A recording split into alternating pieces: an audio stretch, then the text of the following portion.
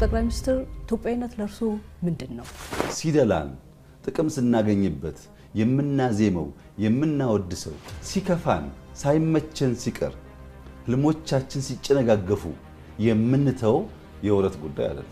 ዛሬ ላይ ሆነን ትናንትናችንን የምናይበት መነጽርስ የተስተካከለ ነው? ትናንትን ማየት የሚያስፈልገው ለፍርድ አይደለም። ትናንትን ማየት የሚያስፈልገው ለመማር።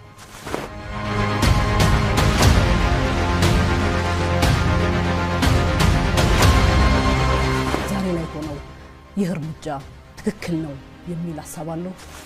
አንዳንዶች ከጃችን ላይ የግል ምንዳ ጠበቁ።